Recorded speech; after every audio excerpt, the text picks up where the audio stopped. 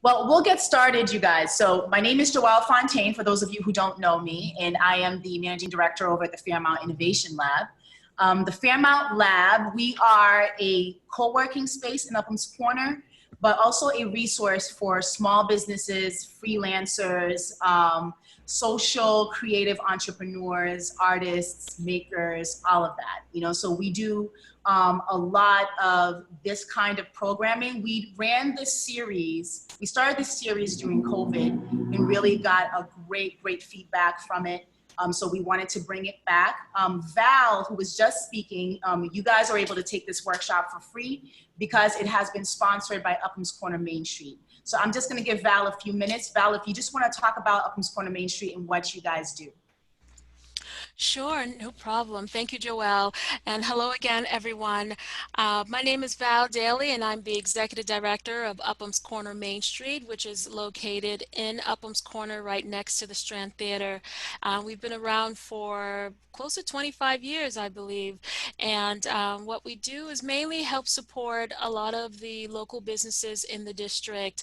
We are a small nonprofit 501(c)(3) organization, so we partner with a lot of different organizations in the community and outside of the community, and one being the Fairmont Innovation Lab with Joelle and her team to provide services and resources to entrepreneurs and small businesses.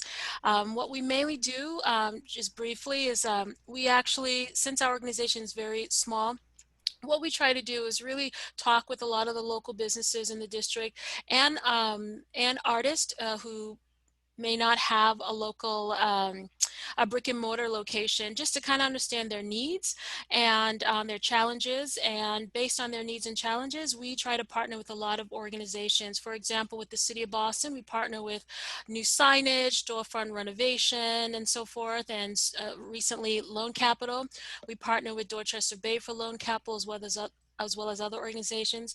We also partner with consultants, legal consultants, and it runs a gamut. There's a lot of different resources, but we love partnering with all of our partners, including Fairmont Innovation Lab. They are really great in terms of providing workshops as entrepreneurs, and we just wanted to just continue to be a part of their journey by providing services or resources to you guys and all the other artists. So we thank you for joining this workshop, and we hope to have many more in the months to come. Thank you. Awesome. Thank you so much, Val. Thank you for being here. You guys, thank you guys for being here. You guys are going to get a lot of great information tonight. I'm going to turn it over to Wendy. So Wendy is one of my good friends, and my other hat is that I am also an entrepreneur. I am the CEO of a brand called I Am Creole, a women's high fashion line. And Wendy has been a partner for many years, has helped me with my brand strategy. She is an amazing brand strategist and artist, multidisciplinary. She does pretty much everything.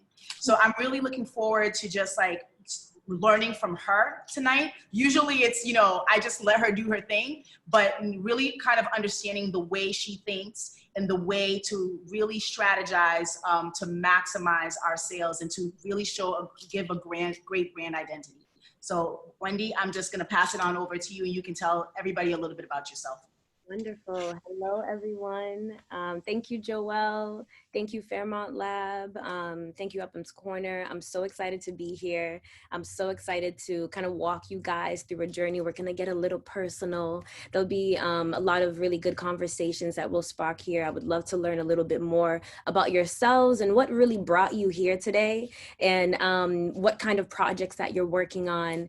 We'll start off very simply. I have a little presentation for us to go through where I can talk a little bit about my company and what we do, introduce you to the team, and how, just so you guys can really see how we went from taking a very personal story and making it into what you see today. And we hope to be able to have you walk away with at least 3 takeaways.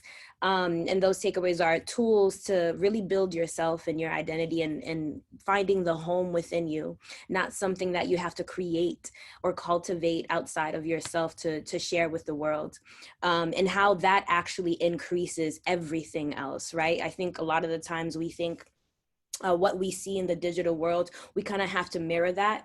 Rather, tonight we'll talk about how we could use that data as insight, but not necessarily as your strategy. It's insight to develop and strengthen your strategy. Observing how other people are, how other people do their brands, how other businesses work. These are all insights, but it doesn't necessarily mean we have to copy, because we are our own copies, right? And so we'll talk a little bit about that data analysis. We'll talk a little bit about creating effect. Like, how do you translate who you are now to the rest of the world? What is the art of storytelling, right? How do you share your story so that you can make an impact? And then I'll close out with showing you a little bit of tools and tricks that me and my team use once we actually are ready to execute all of the ideas and concepts that we've curated. How does that sound, everybody? Sounds good. You can, okay, so I'm gonna share my screen. We're gonna get started. So before I share my screen, actually, I wanna talk to you a little bit about MindArt and who we are and what we're doing at MindArt. So let's see. So MindArt is a creative research lab. I am the founder of MindArt. We're a creative research lab turned agency, and we use art, design, and therapy to explore, express, and release subconscious programming. This process of renewal, it comes from our mantra, which is creatable for you. And I'll talk a little bit about where that stems from. But our research stems from a place of science, thought, and exploration. And I'm sure right now you're like, wow, this sounds like super deep. It sounds like a lot of science. It sounds like a lot of therapy. That's because it is. What we do with brands and people and artists and clients all stems from a place of wellness. We believe that the old way of marketing or the old way of building your identity, which is, again, often caught up in copying, that way is dead.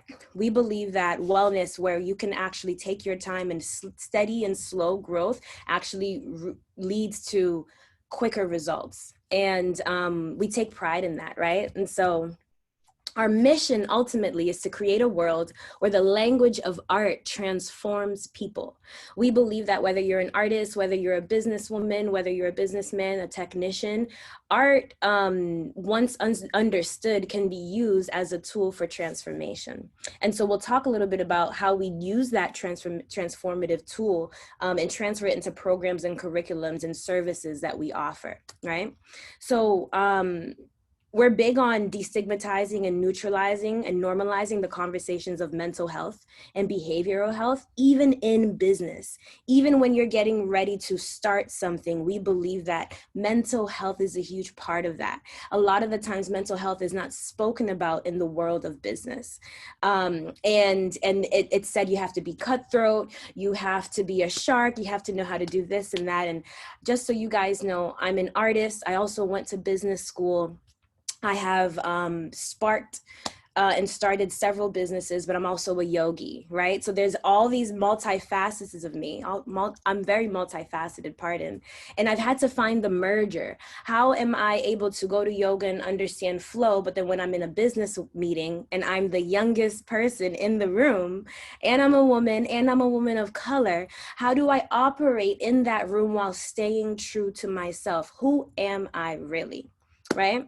And so we said, okay, we can probably transfer this concept to business. So the programs and the curriculums and the services that we have to offer, they really do demonstrate this like local and global impact of this comprehensive and integrative belief system that we have in terms of building brands and brand development. And it is fueled by a holistic approach to therapy. So everything that we're going to go through today is backed by consciously being aware, staying aware, and executing in that awareness. So, as a lab, we use art by the design of therapy to create curated experiences from the minds of revolutionary innovators. We believe all of you who are online right now are revolutionary innovators. You have some concept in your brain right now. Maybe it's been birthing for a while, maybe a few years. Maybe you're not sure what's the next step to do to get it out. Maybe through this pandemic, through this time that you've had alone, you've had a lot of time to think. It's possible that your creative dreams from childhood are coming back up. We believe that you're revolutionary. And the first step is to believe that the concept that you have in your brain is also revolutionary. You're an innovator, right? And so as a studio, we take all of these insights gained from all of these innovators that we've been working with, and we turn them into processes, we turn them into programs, we turn them into services, and we turn them into steps. And so I'll tell you a little bit about the founding story. And this really dives into who I was really. I want you to know how I've become MoMA, right? There's Wendy, there's MoMA, there's Fearless, you'll see here. I've gone through many identities. I was Fearless at one point, which Fearless carried me through. I am now MoMA, but my given name is Wendy Michelle Dupuis. So I began my foray as a creative social scientist at the start of the digital marketing era in 2009, pardon. So almost a decade ago, 10, 11 years ago. And I was studying painting at Massachusetts College of Art and Design. Before that, I was a dancer for about 10 years. So I've definitely have had dib and dabbled in creative expression my whole life.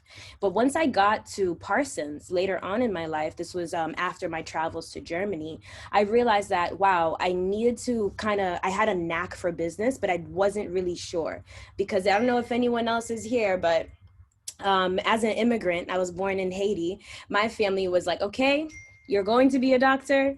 This is the path that you're going to be on, and this is how it's going to be. And I'm like, wait, but I want to dance, I want to draw, and I want to paint. And they're looking at me like, okay, so how are you going to make a living off of that? And I had to truly explore, like, wait a minute, I'm not really sure, but I know that I can't get away from this, because when I'm in this type of job, I feel the energy draining. I don't feel as stimulated. Right?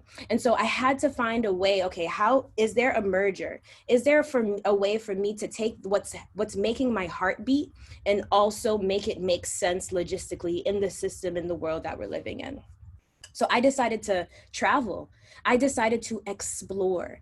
And one of the main keys, the first piece of advice is, like, in terms of understanding who you are, it's an exploration of self. One of my mentors, Johnette Ellis of Mother Mercy, has a huge project, and it's all about how process is the project, right?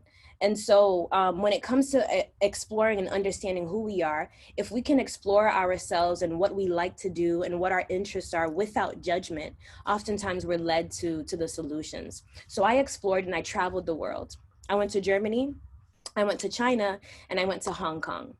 In Germany, I learned how to create from a place of spirituality, because that's important to me. In China, I learned how to curate a team of multidisciplinary artists. And then in Hong Kong, I learned how to execute all of my talents in one. I took those three experiences, which seemed very unrelatable, right? So a lot of the world said to me, what are you doing? You're painting, you're dancing, you're curating, you're traveling. It doesn't make sense. And when I stepped back and started exploring or observing myself from a non-judgmental point of view, I started to see all of the lines come together. Everything in my world map began to make sense, right? It said I had experience in curation. I had experience in working with people. I had experience in love and passion for the arts and for business. What do I do with that? So I literally Googled it. It led me to Parsons. Parsons had a brand identity course and a brand identity major, actually, that was all about brand strategy and business solutions. There, I started to really put together, okay, there's a way for me to bring design in. There's a way for me to bring critical thinking in. There's a way for me to understand and learn business. By the spring of 2017, as I was picking up business development, learning how to put my art and turn it into a business, I was at my third art showcase. And I said, wow, what if we could use art to educate and talk about mental health in communities? And the next few questions were, okay, how do we do that as a social enterprise? How do I use art as a way to talk about mental health in communities? And that means in businesses, that means in shops, that means in yoga studios, that means everything, right? And so this is how we were able to do it. At Mind Art, let's see, We offer 3 categories: solutions, services, and programs. We have our Mind Art Creative Wellness Solutions, we have our Mind Art Client Success Services, and then we have our Mind Art Artist Development Programs. The 3 solutions that you see here are all 3 parts of my passion. I am passionate about wellness. I am passionate about client work, and I am passionate about developing artists. 3 things that I love to do, 3 things I can't live without, 3 things that I had to ask myself: how do I turn this into a service? How do I want to communicate this to other people? And which way do I do it that's the most effective? Okay, so today you're kind of falling into our services.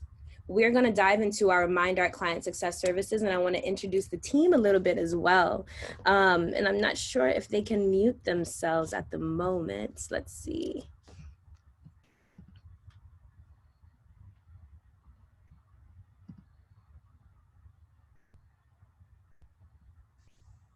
Hey, Elle, can we hear you? Oh, yo. Can you hear us? Yes, we could hear All you. right. Hi, everyone. Yes. So, Hello, guys. all going to come together, but I wanted you guys to meet the team that is executing the 3 main takeaways that we're going to be diving into today, right? That's digital solutions, that's thinking about brand strategy, and that's thinking about how you're showing your brand strategy online. So Elle, if you want to introduce yourself briefly, that would be awesome. Hello, everyone. I'm El. I'm the COO of Mine Art, and I am also the project manager of our Max, the Mine Art Client Success Services. And I have with me here Bryle, my partner here in the Philippines, who is running the Pintado brand. They are the one who's hiring people for us in Mine Art that help us execute those brand strategy, web development, um, content creation, and other digital media services that we offer at Mine Art.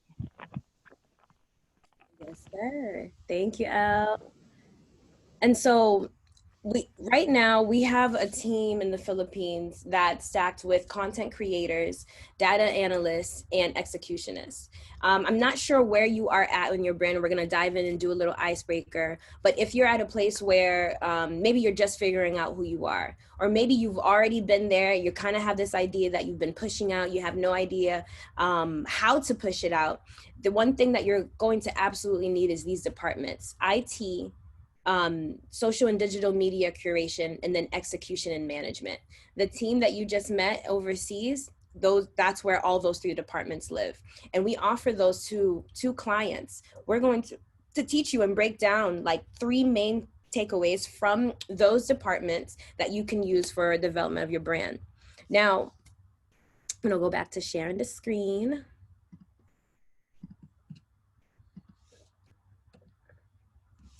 We'll dive into a little bit of the work that we produce, right? So we're producing print collateral, digital collateral, art and design collateral. We're producing monthly publications. We work with magazines. We work with corporations such as Networks and BET. We are developing social and digital media solutions for businesses such as banks. We have digital solutions for small businesses, or we also have digital solutions for up and coming artists and clients who are really looking to share their story. And so we'll dive into brand identity. How are we able to create all of these beautiful solutions? We have to kind of take a step back. We're seeing the execution, we're seeing the final results, but how did we get there, right? And so one of the first things that we want to talk about is discovering your why. Does anyone know, and I can kind of probably go ahead and you can ask to unmute yourselves. I would love to hear some responses here. Does anyone know what their why is? Why do you do what you do? Why do you love what you do? Why are you who you are?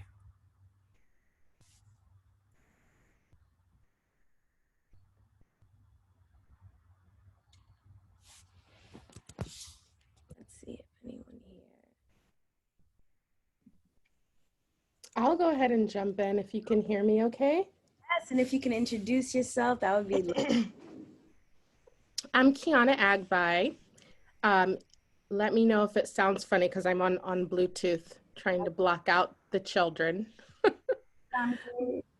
But I'm in Hyde Park. I run Trifecta Media Group. It's a marketing, graphic design, and consulting company for small businesses. And I think my why is definitely my children, the people that I'm trying to sound block out right now. But I'm in the midst of remote learning, and the challenge is how to juggle all of it. So I like the ability as a business owner to be flexible for their schedule, for the needs, especially with what's going on right now with remote learning. So the why is definitely intersecting with my entrepreneurship journey right now.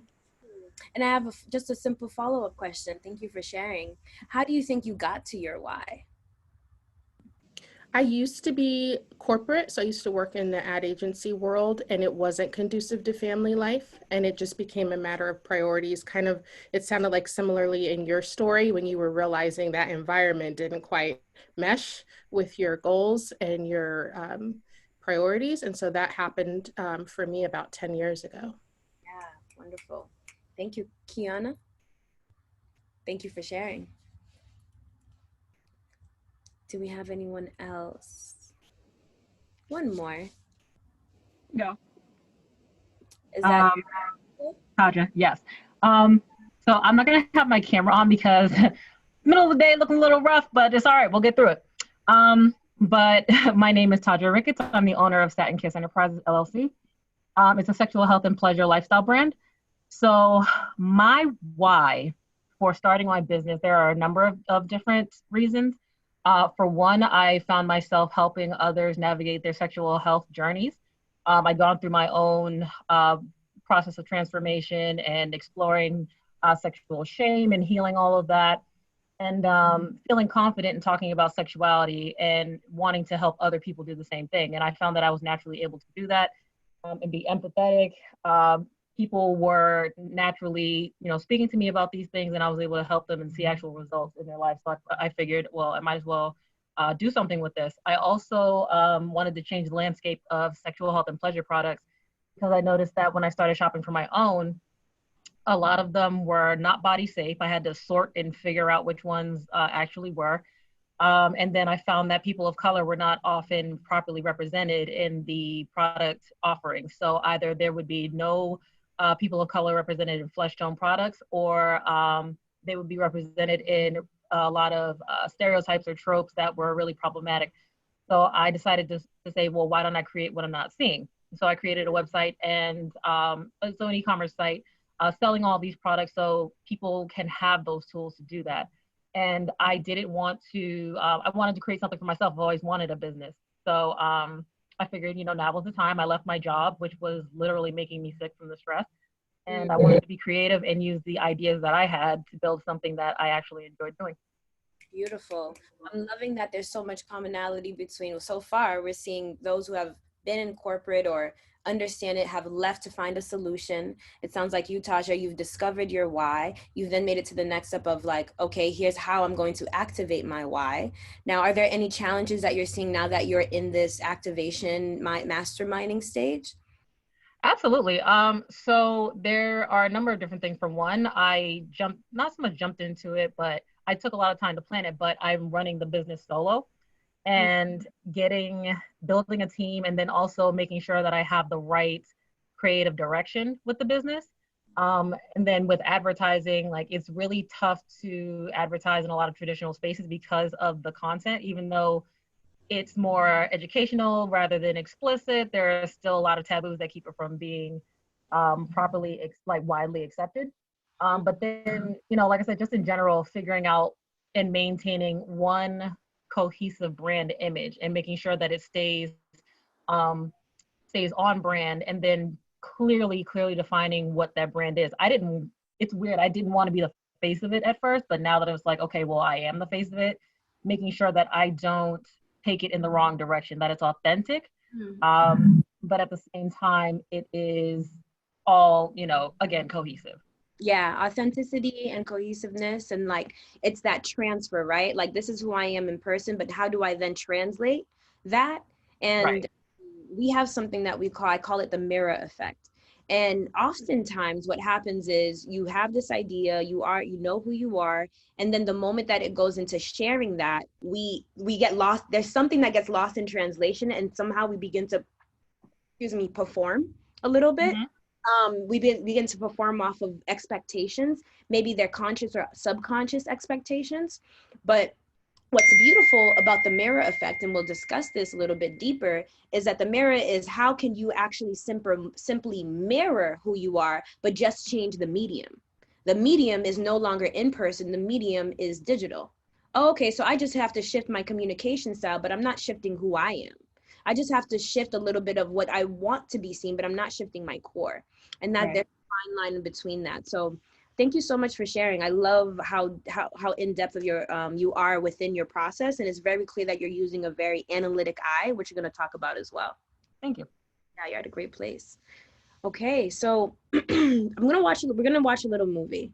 It's just a short clip. I'm not sure if you've seen it before. It's something I bring up all the time at any of my workshops, and it's how great leaders inspire action. And this is Simon Sinek's talk on the why and discovering the why. Wendy. Yes. Before you show your video, real quick, I just caught. I think Slick Vic had raised her hand. Yes. Thank you so much. Hi, how are you guys? Slick. Thank you for creating this amazing workshop, by the way. So hi, everyone. My name is Victoria, also known as DJ Slick Vic. I've been DJing for about 8 years now in Boston and throughout New England. So I've discovered my why, but I think something that I struggle with is executing my ideas. Things that I've had for years, but I think something that I struggle with is being like a one-woman show, not really having a team, but I think that's, I understand like my vision and my purpose for DJing. It's definitely connecting humanity through music. And I think it's a universal language of love, and, I got that piece of it, but as far as like my ideas, it's something I struggle with. Okay. And so a few questions for you. When it comes to the execution part, what is your end goal? What would you like to see as a result from execution? Definitely, inspiring the next generation of DJs, specifically women of color, children that want to learn. I went to a music production DJ school, so a vision of mine is definitely like opening up my own, DJ school one day. Okay. So when one of the first, your first initial response to the question was inspiring female DJs, then that was like a period stop, and then you continued to elaborate. As you elaborated, we got to the real answer, which is to inspire female DJs through which is your vision for a space.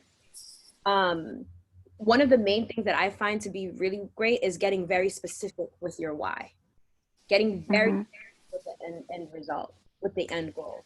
For example, my goal, yes, I want to inspire artists, but to do what, how, and where, and when, right?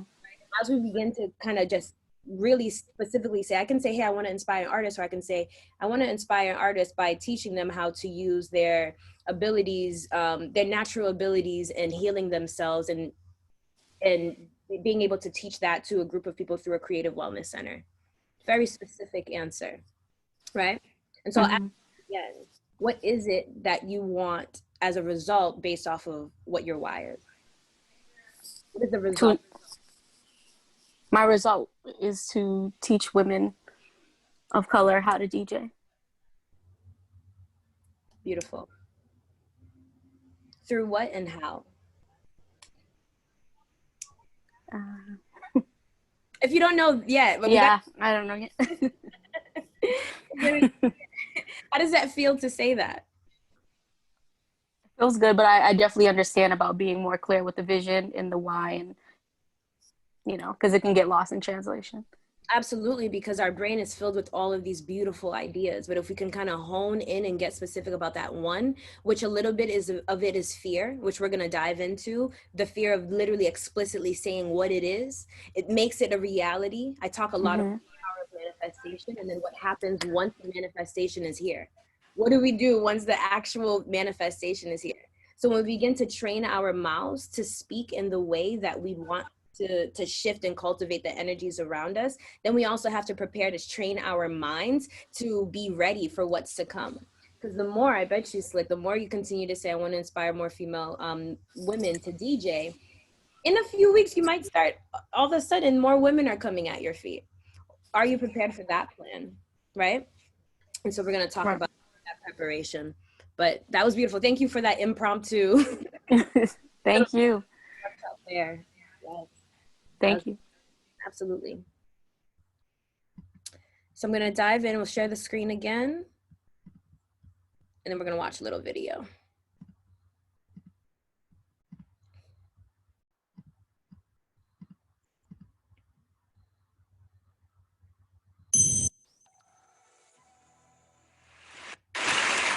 How do you explain when things don't go as we assume?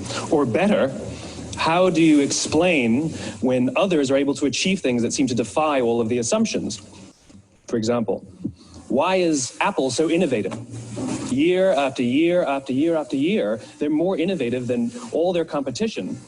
And yet they're just a computer company. They're just like everyone else. They have the same access to the same talent, the same agencies, the same consultants, the same media. Then why is it that they seem to have something different? Why is it that Martin Luther King led the civil rights movement? He wasn't the only man who suffered in a pre-civil rights America, and he certainly wasn't the only great orator of the day. Why him? And why is it that the Wright brothers were able to figure out controlled powered man flight when there were certainly other teams who were better qualified, better funded, and they didn't achieve powered man flight? The Wright brothers beat them to it. There's something else at play here.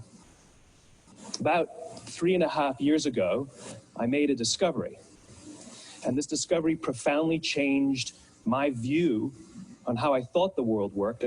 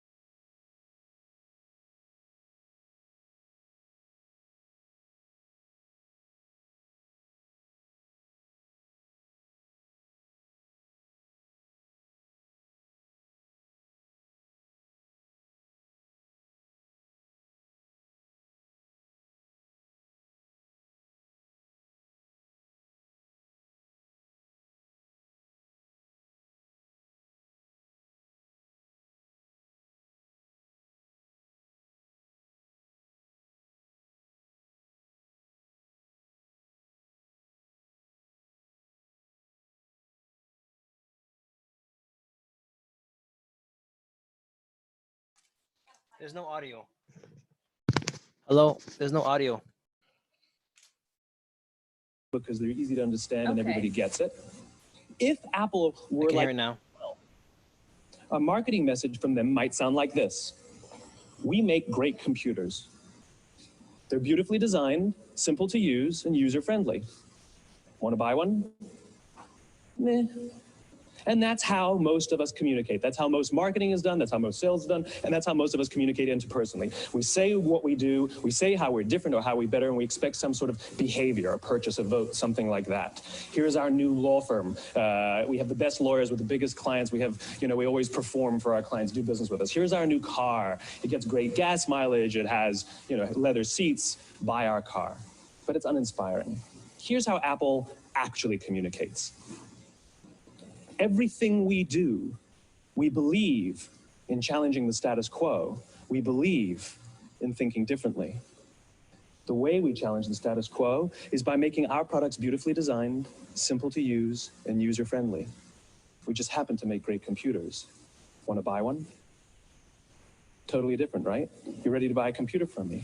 All I did was reverse the order of the information. What it proves to us is that people don't buy what you do, people buy why you do it. People don't buy what you do, they buy why you do it. This explains why every single person in this room is perfectly comfortable buying a computer from Apple. But we're also perfectly comfortable buying an MP3 player from Apple, or a phone from Apple, or a DVR from Apple. But as I said before, Apple's just a computer company. There's nothing that distinguishes them structurally from any of their competitors. Their competitors are all equally qualified to make all of these products. In fact, they tried. A few years ago, Gateway came out with flat screen TVs. They're eminently qualified to make flat screen TVs. They've been making flat screen monitors for years. Nobody bought one.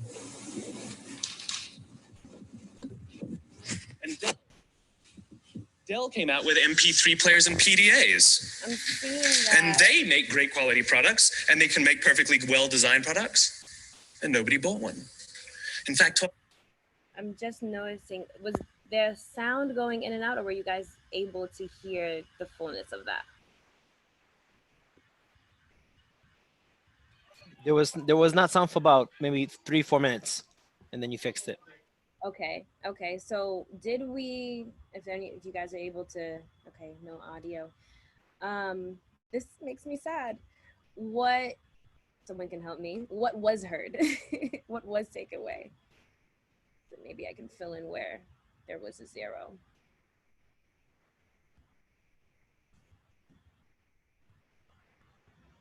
Did we hear about how people don't buy what you do, they buy why you do it? Yes.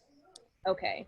Did we hear about the actual concepts of the why, the how, and the what? I'm almost assuming that probably just the intro middle was closed out. The main takeaway is that people buy what you do, they don't buy why.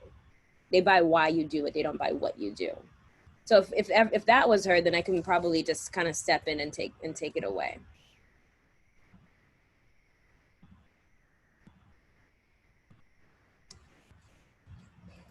Are we in alignment? Does that feel good? Can I move forward that? I'm sorry about the video issues.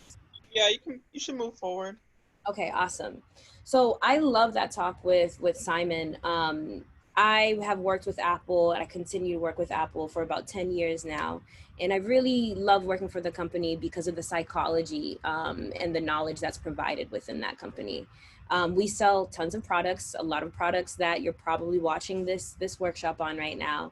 And when I started off as a salesman or saleswoman in the space as a specialist, I thought that I had to know everything about computers. I knew very little. I knew that I was a digital artist, but I knew that I could learn. I knew that I had a zeal for learning. And what was interesting about the company was that they never hired anyone who was actually proficient and experts in computers. They only hired people who loved people. From there, as I was working on the infrastructure, they also taught us to rarely talk about the products. That was always secondhand. They told us that it was very important to understand why a person was at the store. And so when you begin to understand why they're at the store and you understand their heart's desire and their mission and their purpose, you're able to build rapport and find a better solution for them. And that solution so happens to be these products that we have, right? And so it takes a lot of bravery to be able to not necessarily talk about what you're going to do for somebody, but really talk about how you're going to do it and also why you want to do it for someone. It takes a lot of vulnerability, right? It takes a lot of being open. And so I kind of want to set the tone and start us off with a few journal prompts that I think can open up conversation. We'll break up into a little bit of dialogue, and then we'll move forward into how we actually, once we solidify those answers to these questions, how does that translate to a visual brand identity online? So the first journal prompt is, what am I afraid of most? And initially you might be able to, I have this method called stream of conscious writing, and it's really jotting down whatever is coming up in the mind. If you hear this question, what am I afraid of the most, and you're hearing as it relates to business, as it relates to my personal life, whatever it may be, I want you to jot it down. After that, and I'll give like a minute or so, we can break out and talk a little bit about that. We'll do 60 to 120 seconds there.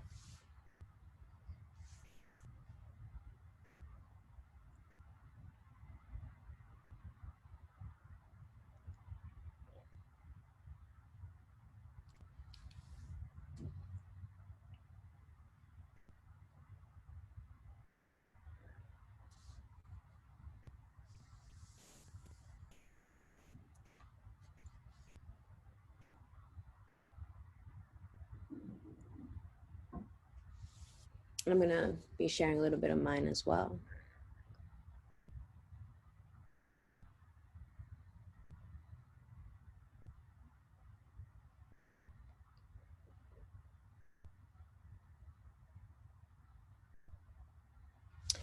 So for me, what I'm afraid of most is I know it sounds cliche, but it's really like success, like from being my most authentic and raw self. I'm afraid of like owning exactly who I am fully, in full, so that whatever it is to be may be. I think there's something, and I think some of my the qualities that come up are like, if I'm, if I'm procrastinating on something, or if I'm taking my time with something that I really shouldn't, or there's all of these instances that happen that go back to my fear of what am I afraid of if I did everything the exact way that I wanted it to? What result am I afraid of? And it's this idea of this success, that maybe the success is different than what I'm thinking about. And so if I walk towards that way that I know, and I don't know if this makes sense, if I walk towards the way that I know, it might smear my entire vision of what I thought I wanted. I'll open up the space for, and I'll take, maybe let's do 2 or 3. Feel free to use the raise hand feature as well. I'd love to hear from you guys. The type of workshop and style that I do, a lot of it is conversational, because this is really about you. And so see if we can get any responses in.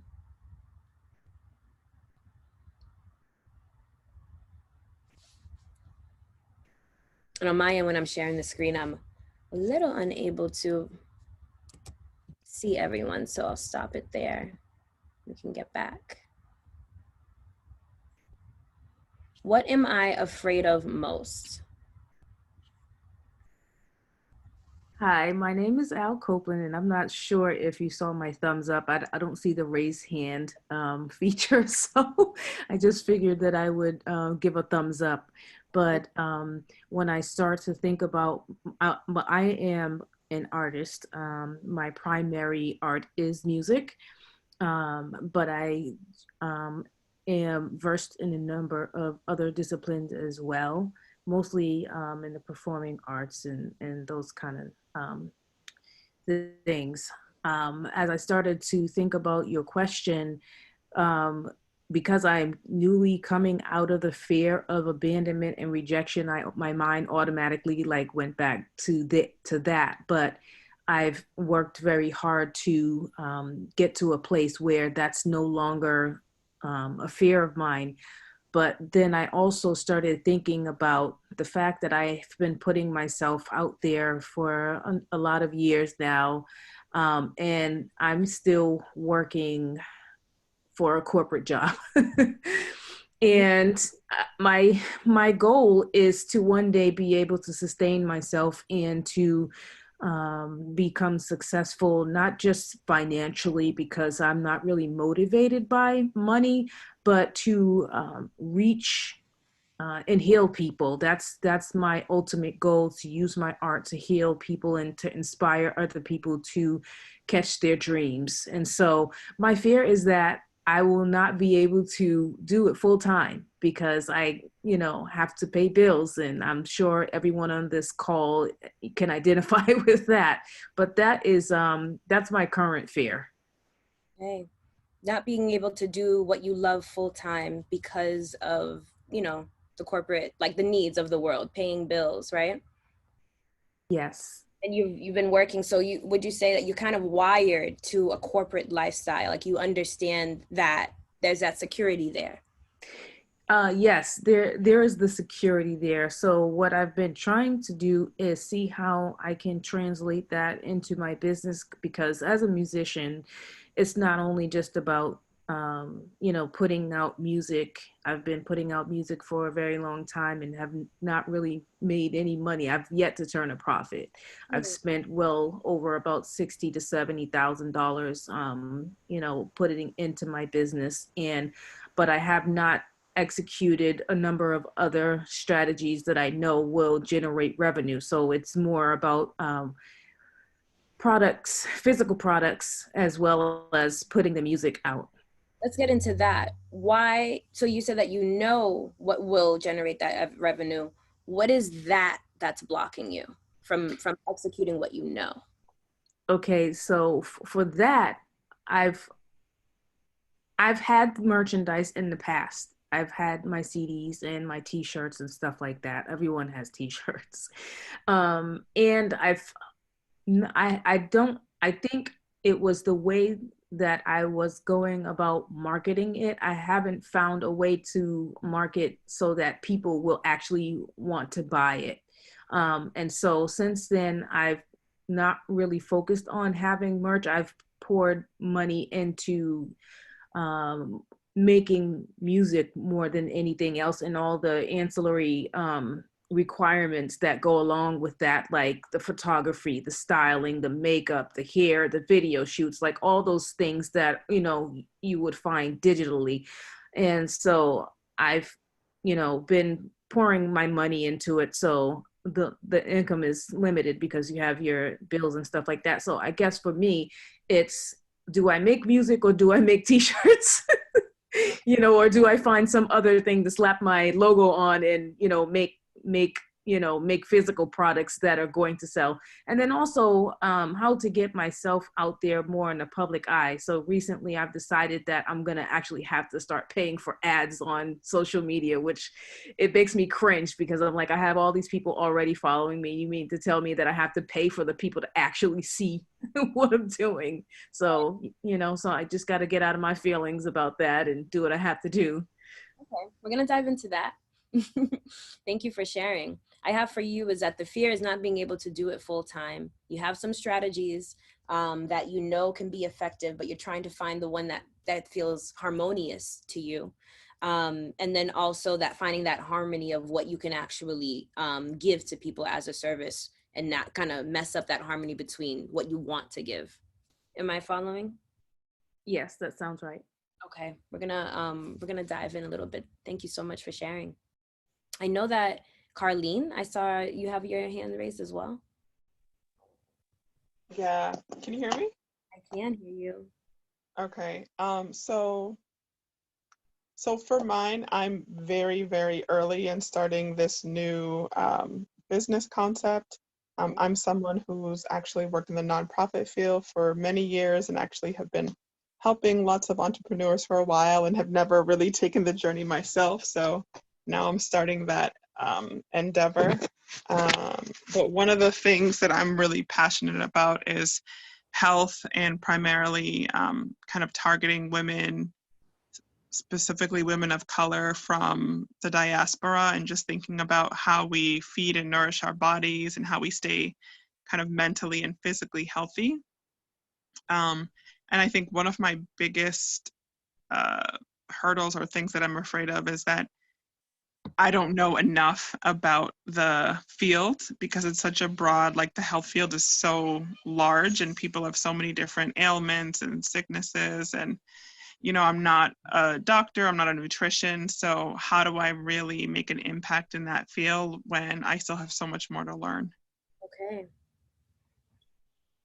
So you understand your why. It sounds like now you're trying to get to your how, right? Oh yeah. Okay. Yeah, I understand my why. And so the fear is not knowing the how, I would say. Okay. Thank you, Carlene. Does anyone else want to share before we go to the next prompt?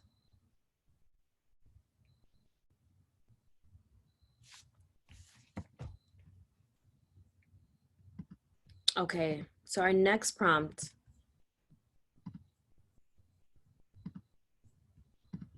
is identifying what are my top 3 skills that I'm passionate about. Top 3 skills. So for example, I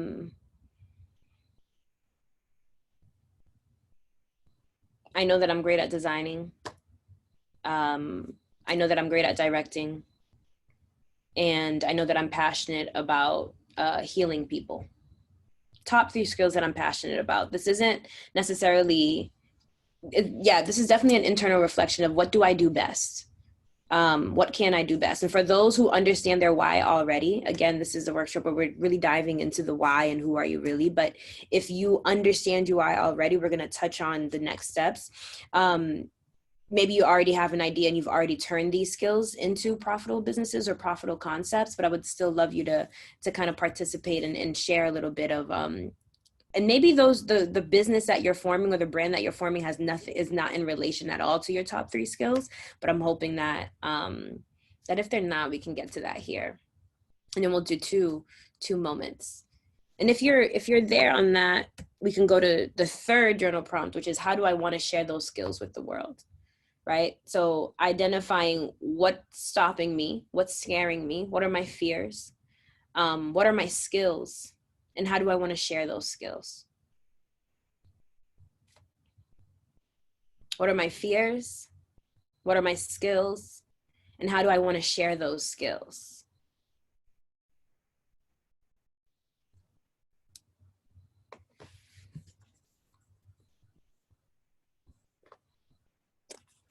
What are my fears? What are my skills? And how do I want to share those skills?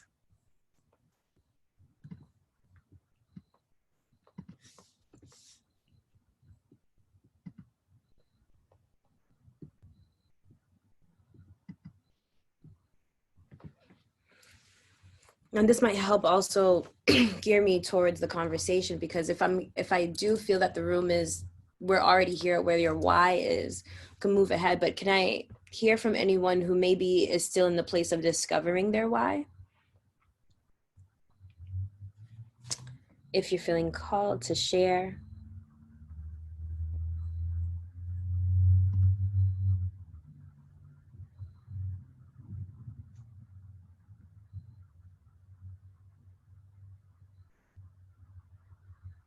We have Brandy, we have Megan, Thea, Marie.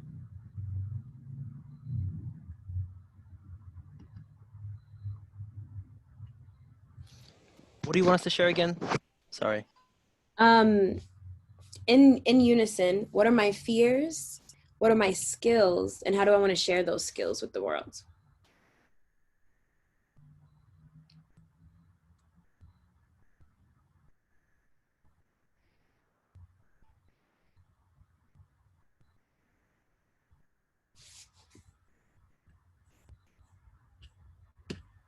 Hi, it's Al again. So I'll dive in since I already talked about my fears. I feel that I feel that I can sing. I hope I can sing. um, I love music, and it's such a healing element. And I know that I've often looked to music to help me get through some of my most challenging times. And people have shared that they've listened to my music and that it's helped them too. So that's definitely, been encouraging to know that I'm actually affecting people and helping people in their lives. I've also, so I guess another skill is healing. And I'm passionate about people and helping them to, navigate their challenges, even if it's just a listening ear, or helping them, think through some things. So singing, healing, and I don't know. I guess, I mean, I've been an admin for over 20 years, so I'm very good at those kind of background things, like those smaller details that takes to produce things and, make a event happen, or bring, a package together to present or bring to market. So I'm good at those kind of things as well. And what was the last question again? I'm sorry. That's okay. How do you want to share those skills to the world? Um, I feel in a way that kind of been doing that already, um, but I'm not exactly sure um, on more creative ways to execute those skills. So Okay. And so do you feel that your business currently is that's the question. The phase is like, how am I executing it? How do I translate it? Or do you feel that the skills that you are most passionate about are a part of your business as well? I'm sorry, can you ask that question again, please? Or do you feel that the skills that you are passionate about, the skills that you house, are a part of your business and the brand that you're trying to build? Definitely, definitely. Okay. So in that, and I'll kind of, since Al, we've been kind of workshopping, this is really cool. We'll kind of walk through what we would do with that, since you've kind of already identified your why, right? You've identified your skill sets, and you've identified that your skill sets need to be in alignment with the execution of this business, right? So you're kind of like this perfect candidate now. So once we get to a place where we're identified their whys, where we process through the questions, where we process through what I'm afraid of, where we process through, okay, what am I good at and how do I want to share it? Now we'll get into these three main pillars that I think are super effective for the next 30 minutes, right, Al? So for your specific company, we have the first step is, how do I translate that why into a digital strategy plan, a digital brand strategy plan? Once I have my digital brand strategy, how do I then translate that to a content strategy plan, right? Once I have my content strategy, how do I execute this digital and content strategy plan? We're going to dive a little bit into what a digital strategy plan is and what it consists of, and why strategy and analyzing data is going to be your best friend. So let's see here. Al, do you have a name for your concept or your brand? It's Al Copeland Music. Al Copeland Music, okay. And remind me again what type of music it is that you're making. So I'm a multi-genre artist. I don't believe in boxing myself into one particular genre. So for marketers and people who strategize, I've spoken to a few of them, and that's a problem for them because they feel like I should be in a particular lane, or I have to be with one specific genre in order for them to be able to market me. Right. And I feel you 1000%. And so here's a safe space that we're creating. For these questions, I want you to tell me authentically exactly what's coming from your heart, the type of music you make, authentically what's coming from your heart, how you want people to feel when they hear that music, right? And so we'll let go of all of the constraints that have been put in us before. And right now, I just want to hear from your heart, what kind of music do you feel that you're making? And maybe it's a new word, maybe it's not even categorized, maybe it's just Al Copeland music. But yeah, let's I don't know if that kind of creates this fear for you. Well, I'm not afraid, and I've been actually putting out different genres of music. So I have some R&B. I grew up, in church singing gospel, but I also have songs like boom bap hip hop. I have funk, I have soul, I have disco, I have rock. I'm getting ready to release some dubstep music shortly. So I'm pretty much, like all over the place when it comes to the music. And I feel good in doing that. I don't feel ashamed or feel constrained because I do what I want to do. Yes. And then it's hard when you go into the music industry, which is a place that wants to box you up, right? They want to categorize you. so they can figure out where they can filter you through. So as a multidisciplinarian, such as yourself, one of the first steps that I would take in developing a digital content strategy, which is a form of strategic management and execution using digital media, right? And so the strategy is a response to a business or brand goal. And your brand goal is to create a sufficient life, sharing the music and all of the things that you're interested in. And so it falls into three categories. You're like, I'm a multidisciplinarian.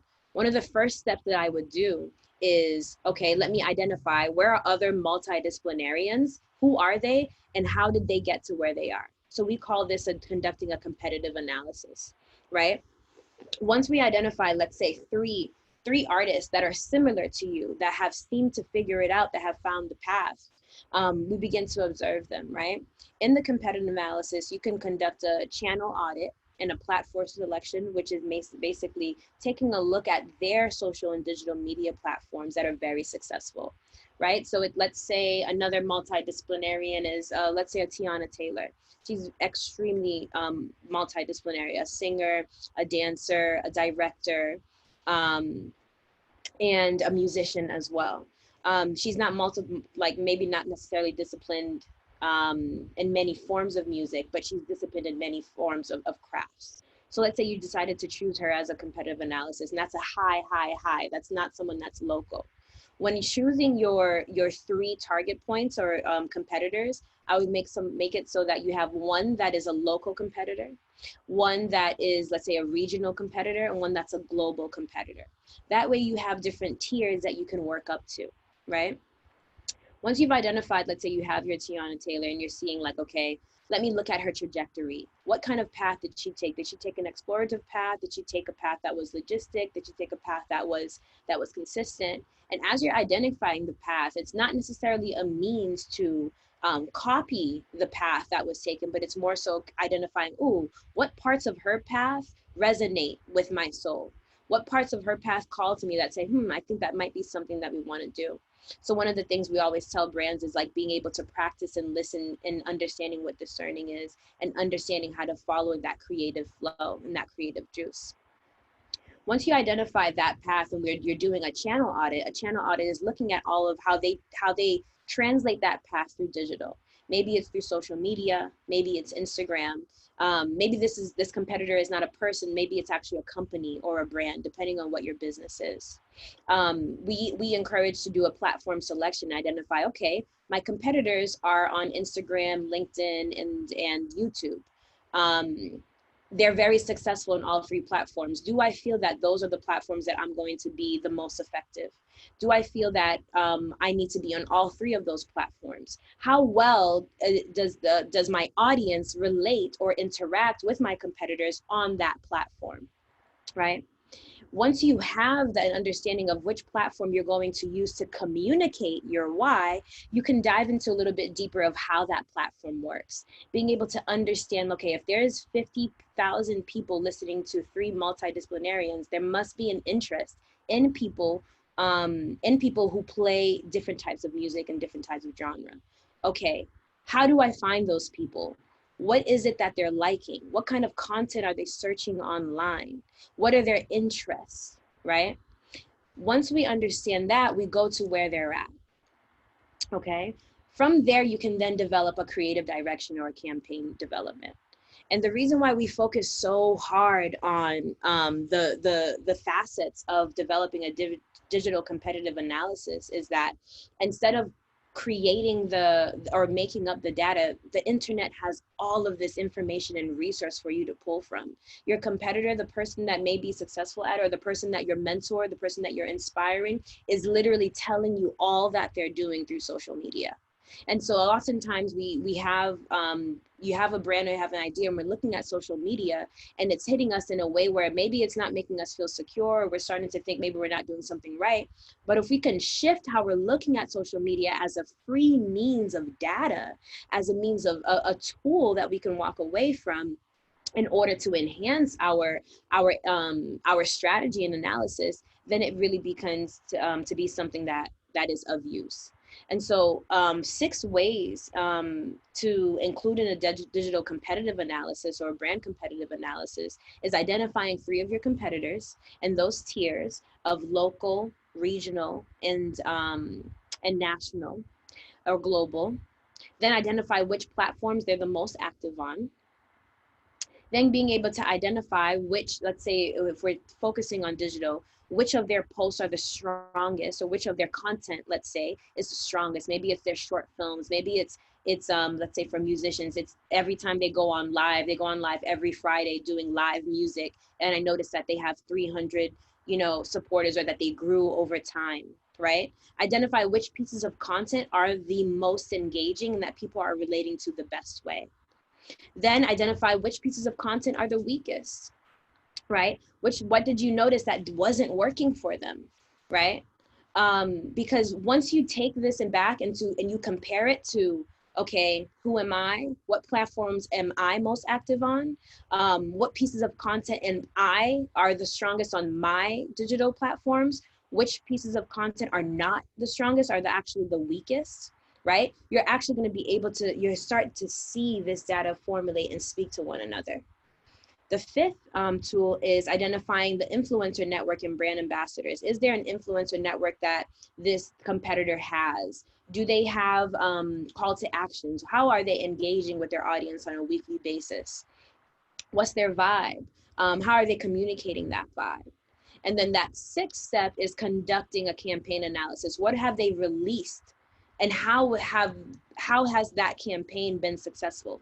Maybe your favorite multidisciplinarian dropped a project and you're really beginning to observe, okay, how did they release it? Did they release it through digital platforms? Did they make an announcement? Did they just drop it? All of this data that you can then begin to say, okay, I'm going to create a 90-day plan for myself. And in that 90 days, I'm going to try 3 different ways. And those 3 ways are going to mirror some of my competitors. The first way I'm going to try is I'm going to drop a project with an announcement. The second way I'm going to try is drop a project without an announcement. In marketing, we call this A/B testing. So overall, what we're saying about the strength or the ability to develop a digital competitive analysis is that it gives you everything that you need to know about the market. It gives you everything you need to know about the market that you're going into. It's really becoming a researcher. And before we dive into developing creative content, all the cool graphics, what am I going to wear? What kind of photo shoots am I going to have? How am I styling all these looks, et cetera, you need to understand the scope of the land. Doesn't mean you need to become it, but understand where you're at. Understand how these people already move. And I think it was, let's see, it might have been, I don't remember the name of the participant who was saying that they understand their why, but they're a little bit nervous because they don't have enough information about the market. Market research is going to be the first step before we dive into anything. This is very helpful. Thank you so much. Oh, absolutely, absolutely. And if you don't mind, I'm gonna keep using your beautiful. Absolutely, thank you. Absolutely. So I have 3 examples here of what we have in a competitive analysis. The first is a perfect customer prospect. We have a social media optimization checklist, and then we have a social media current channel audit. The perfect customer prospect, now whether you're let's say you're a musician, of course, you need to identify, who am I singing to? Who are the people, like, who am I calling to? What is my vibe? What is my voice? And really creating an ideal customer. Maybe you know them, maybe you are, as you mentioned, there's people telling you that your music heals. Talking to them a little bit. Maybe running a week or 2-week sessions, right? The goal is to get as much information from your current audience as possible about what is working. What is it that you're doing that is working, that is keeping them coming back? If you don't have an audience already, then maybe you can actually create that ideal audience. Literally design the perfect person that you want for your brand. For me, I want creatives who are seeking freedom to follow my brand. Those who are radical. I want business women to follow my brand. I want to inspire immigrants to walk into a creative field, right?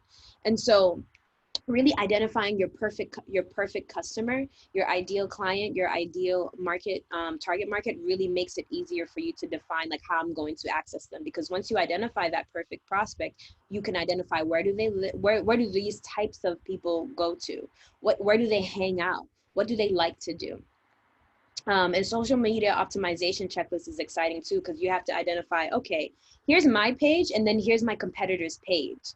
Okay, what's different between that? What am I noticing between in their bio? What am I noticing on their website that is that is getting me to be engaged versus my website doesn't have, right? Social media channel audit, being able to go in and say, wow, I'm noticing that all these posts that let's say these 5 posts about their products perform less than when they're posting selfies. Okay, is that something that I want to mirror? Is there a way that I can merge the two? I'm noticing that facial recognition is really, really popular. People want to see my face. Okay, how do I merge that ability to see my face and also to be able to see what it is that I'm selling or that I'm giving? Next, we can identify what should you include inside a digital channel audit and a platform selection. Those are, the reason why I'm diving into that is because selecting which platform you're communicating on is gonna be important. You wanna identify top social media channels. You wanna identify a target audience. You wanna identify improved key behavioral traits, and we'll dive into that.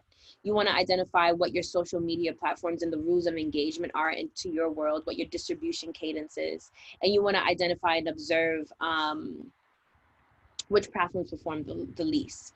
And so the social media rules of engagement, what is your cadence? Or do you want to be the type? Because remember, whatever to you, it may be that you're just posting online, but it's actually, you're having a conversation with people and you're making your presence known. We talk about mirroring, right, guys? So if I'm posting, let's say, a content 3 times a day, or I'm sharing content 3 times a day, that's communicating a message of urgency. That's saying, hey, I am here, I am active all the time. That could be the distribution cadence of choice. When I say distribution cadence, it's literally, what is the beat? What is the noise that you want to make online? Do you want it to be fast? Do you want it to be aggressive? Do you want it to be consistent? Do you want it to be slow growth? Do you want to say hi once a week? Do you want to say hi once a month? Do you want to say hi twice a month? Do you want to let people know exactly what you're doing all the time? Do you want to go about it where only sharing the end results? Do you want to share the process? Do you want to let people into the process? Identifying your distribution cadence through which social media channel you're communicating through is so important. Why? Because it goes back to your why. If you are a calm person, if you are a slow talker, if you like to take your time, it might be confusing for people to see that online you speak and move in very aggressive natures and aggressive tones, and you're constantly throwing product down, right? It's not going to mirror one another. You're now projecting another identity outside of yourself. You can do that, but how long will that last is the question that you're asking. So going back to the why, who am I? How do I want to be seen, respected, and heard? And how can I translate that in my business? If what you want is authenticity.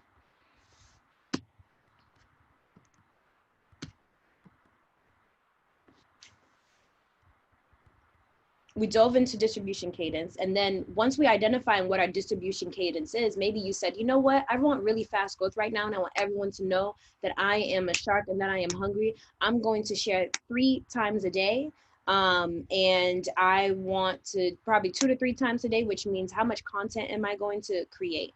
So once you identify your why, then you identify your what your competitors are doing, then you identify your distribution cadence, how you want to communicate online. Then you can go into thinking about content concepts, right? Because you have a foundation now. Maybe there's video concepts, there's graphic concepts, there's photo shoot concepts, right? And you want to ask yourself, how fast would I like to see my growth? Do I want to see my growth in a consistent rate? Do I want to see my slow growth? And I'll show you an example of what I mean by developing that content.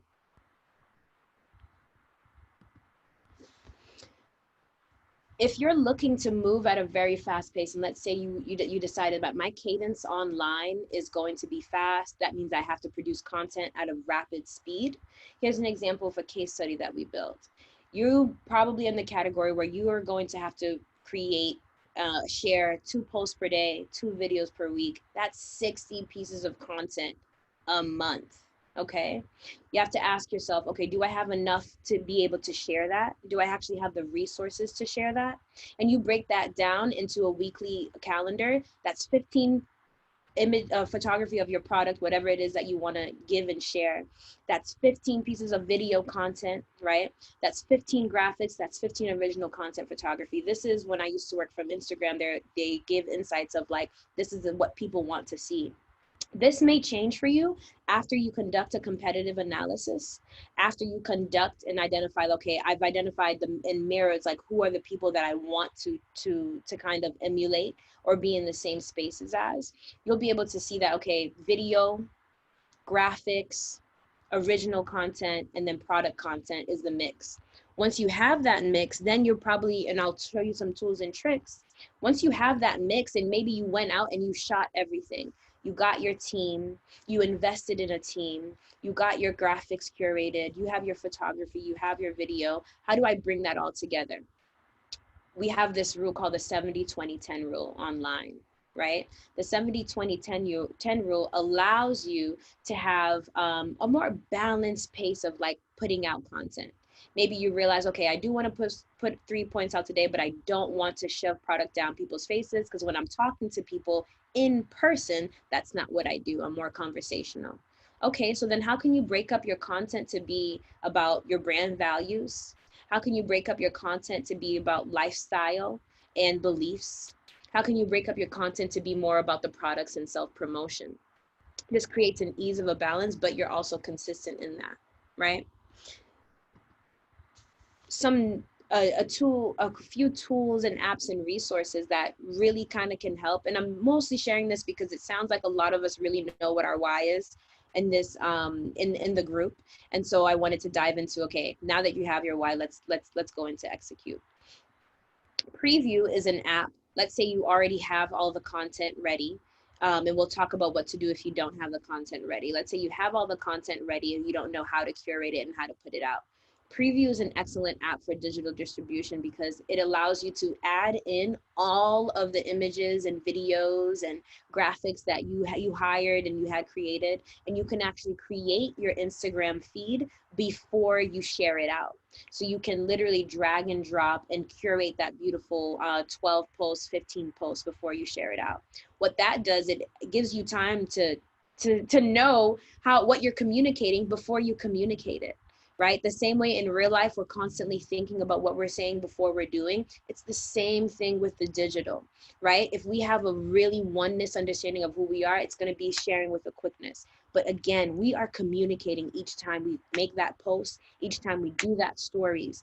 It's a brand identity. The same way people are expecting you to be consistent in who you are, or even more transparent in who you are through daily activities and daily actions. The mirror is the same thing in the digital world.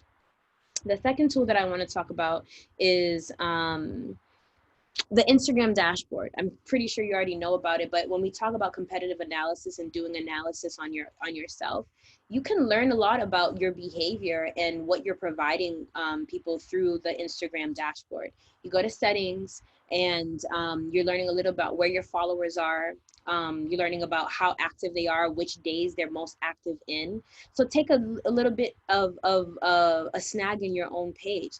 What are the people, let's say you have 5,000 followers right now, you have 3,000 or 300. What are those 300 telling you right now about the type of content that you're sharing? What are those 300 telling you right now about what they're looking for? What are the top 3 posts that you find on your feed to be the most engaging, and asking yourself why. Why did people react so well when I shared this type of content? How did I feel when I shared that type of content? Right? And so getting familiar with the IG dashboard will then solidify that that competitive analysis, that inner analysis that we've been talking about. Let's see. I felt like a fast shot. So I'm just going to do a quick review. We talked about discovering your why and the importance of that. We talked about the mirror effect and being able to, once you discover your why, it doesn't shift once you get into the digital world. We then talked about our fears, our skill sets, and the ability to turn the skill sets into profitable concepts or businesses, right? Once we're able to identify the why, we talked about developing a digital brand strategy, and then going into developing a content strategy and executing that content strategy. Are there any questions? And I'll hold here, any questions on what we've discussed so far? Yes, Kiana. Thank you for all of this. I think it's been really helpful. I was kind of curious, what layer in your process do you account now for COVID restrictions, or things that you've kind of had to shift a little bit with people's attention spans and how things have kind of changed? Do you mind, what layers in my process have had to pivot in terms of how I'm communicating my why, or? Well, in all of your process that you've shared with us tonight, kind of taking us through the case study, has this always been the case, or is there any element of what you do that's had to kind of been filtered through this pandemic experience? Yeah, I have a quite interesting, like, the pandemic experience has actually like strengthened all of the strategies. And I think it's because everyone is online. Everyone is online right now. And so where you have some people who are at one leg, like there's real life, and then they understand that there's this break between digital, but forcing everyone to be at home and almost dive into the digital world, I've noticed that there's been a need. I've had a lot more inquiries about, wait, I can't hide anymore, right? I can't pretend that I'm living this life that I'm not, because everyone's home. So literally, if I post an image that is not true to self, I will be outed. They will know. So I find that it's strengthening this need to be authentic and true to self. It's strengthening the mirror effect since the pandemic, because literally people have to be vulnerable. People will call you out if, hey, you're not there. No one's there. Why are you posting images on an island? You're not there. And so, yeah, I don't know if that answers your questions, but I found that I've actually just had to, since this pandemic, I've actually dived into the mirror work a lot more with individuals, and helping people feel okay to be themselves online, like feel completely okay. And it dives into, if you don't feel okay being yourself online, maybe you're not feeling okay to being yourself in person. Or there's another route where people feel totally okay with themselves, but they want to protect themselves, and they create an online persona. And those are two different routes. Whatever one works for you is going to be good, but make sure that it feels authentic and true to you. Carrying a brand, building a brand behind a facade that doesn't actually feel okay and good to your nature and honors your values is my main, is what I'm trying, is what I'm hoping for doesn't continue, because we have so many people following brands and companies who aren't necessarily true to who they are either. I hope that. Yeah, it does. Like authenticity and vulnerability. Like I definitely see how that's highlighted during this time. So thank you. Absolutely. Thank you for the question.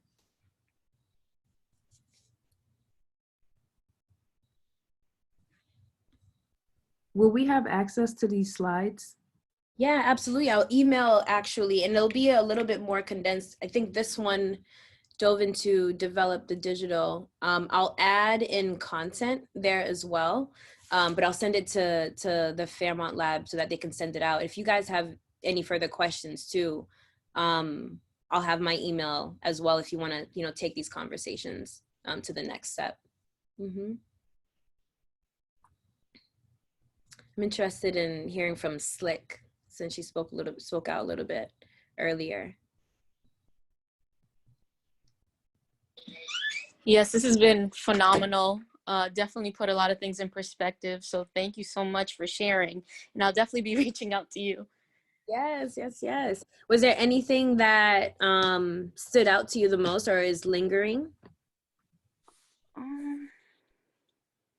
All of it, honestly, because I never really had any guidance towards branding, especially like, you know, within my craft. It's just kind of, you know, as far as like DJing and stuff, but thinking about more than music and what I can do with that. So definitely about like developing a strategy and the content and how to execute that has been great. And then definitely being more concrete with my why. Yes, thank you. I'm excited to connect further. Definitely. Thank you. Absolutely. And thank you everyone else for sharing. It's been great listening to everyone else's journey too. And I see, do we have? Oh, awesome, Megan. Oh, Taj, I'm so happy that it was helpful.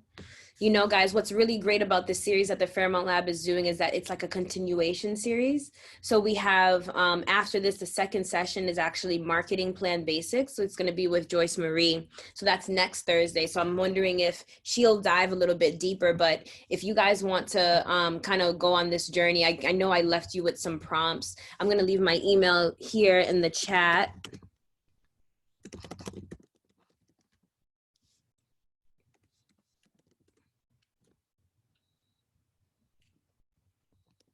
And then you can also CC L, which is our COO, in the chat, and maybe we can, you know, talk about how we can help you guys, even if it's through some consultations, 15, 30 minutes or an hour. We'll just make sure that in the subject line, you let us know that you came from the Fairmont Lab. We definitely want to be able to honor this experience and not leave you hanging like you know, in any way, no type of cliffhangers. So we're hitting the 8 o'clock hour. I hope it was informative. I know it was compact. I wish I could dive a little bit into this even more, but I wanted to spend more time on identifying like who you are really, but it seems like everyone is here has a pretty solid step. So I hope that there was good takeaways on what to do with that next in terms of doing a competitive analysis and on both yourself and your competitors.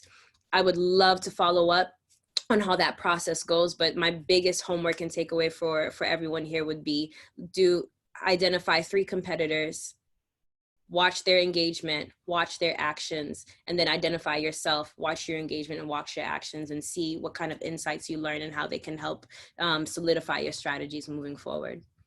Okay, y'all, it has been an ultimate pleasure. Super excited to stay connected with everyone, and thank you so much for joining our masterclass.